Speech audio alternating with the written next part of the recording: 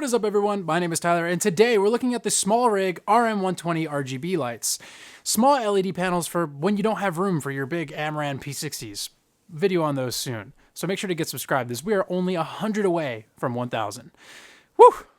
Super exciting. Anyway, back to the RM120s. These little guys put out a shockingly large amount of light, are small enough to fit in your day bag, and last long enough to get through an entire product shoot without dying. I even have one running in the background this whole time since I've been filming this. Some of you might be saying, but Tyler, what about the Aputure MC RGB lights? Aren't those any good? And the answer is yes, these are good. But these are way better. Let me tell you why. So let's start from the beginning. Small rig is mostly known for their rigging components for camera rigs, from camera cages to clamps to ball head mounts and more. But now small rig is stepping outside the rig and making things like these RM120 lights. That being said, you can expect right off the bat that these lights are built like tanks, come ready to be mounted to your favorite small rig cage, and won't break the bank. Most importantly, that last one, but more on that soon.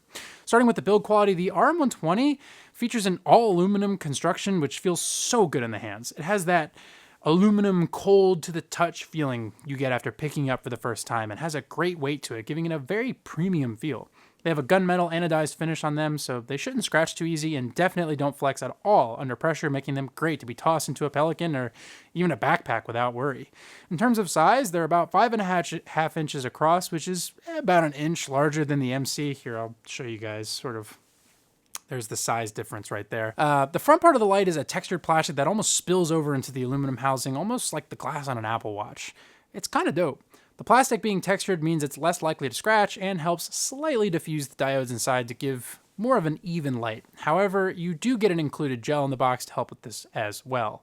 By contrast, the MC RGB lights are completely flat, made from about 50% plastic, and have no texture on the front, making them super easy to scratch up because there's, let's face it, these little guys are gonna fall over and most definitely aren't going to survive all of the pain that we throw at them. So as far as durability, I gotta hand it to the RM120s.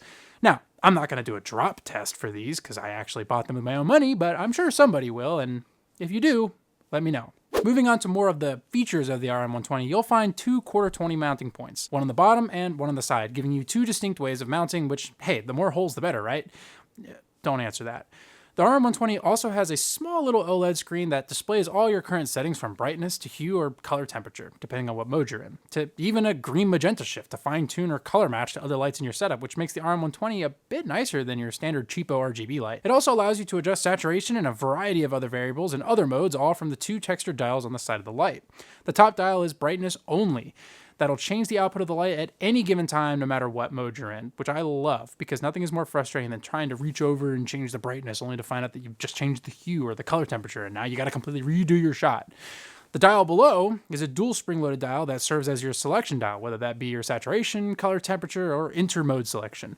I also prefer this over the infinite scrolling wheels on the MC because it makes for easier fine-tune adjustments without overcompensating. You can also press the wheel in on the RM120 to cycle through options within a given mode. Finally, you have the set button, which is dedicated to switching between dedicated modes. It has all your basic things like HSI, CCT, FX, etc., but it also has an RGBW mode that lets you fine-tune your color by using direct RGBW values from 0 to 255. Again, making it a bit nicer to match with other lights more accurately. Oh, and a power switch. It has one of those too, I guess, but you probably already knew that, right?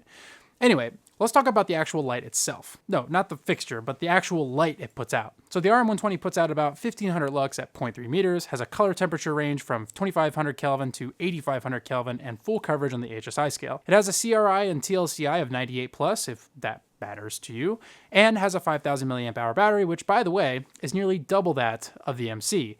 The RM120 weighs in at 197 grams without the gel, which is a bit heftier than the MC, so if you're gonna mount this directly onto your camera with one of the included cold shoe mounts, just be aware it's gonna be a bit heavier and larger to carry around all day if you're shooting handheld, but if you work out, shouldn't be a problem. Now that we got all the technical jargon out of the way, let's talk about actual real-world use and my overall opinion. So the RM120 is honestly a bit brighter in my experience, and I'll show some examples as I talk, but generally speaking, the RM120 puts off more light at all distances, mainly due to its bigger size. Now, it's not going to be a drastic change, but it is noticeable. The more noticeable difference, however, is in colors. I'm not sure what happened with the MCs, because they are nowhere near as colorful as the RM120s, in my opinion. Here, just look at the color difference for yourself. For Hue 0, which is pure red, both lights should be using just their red diodes to accomplish this, but notice that the MC is still using its white diodes to achieve a brighter output. The RM120, on the other hand, is just using the red diodes, and it's just as bright, if not brighter, and much more red than the lackluster red on the MC. This isn't exclusive to red either, as you can see a lot of colors along the spectrum are wildly different from one another. I tend to prefer the colors on the RM120, but that's just me. Let me know in the comments below which one you prefer. Oh, but before you answer that, let's talk about price. So the Amaran MC RGB lights, or Aputure MC RGB lights, go for $90 a pop, or maybe $80 if you're lucky. Yikes on bikes. That's awfully expensive when you consider the Amaran P60X, which is a much bigger and brighter LED panel, goes for just $170, even though it doesn't do RGB.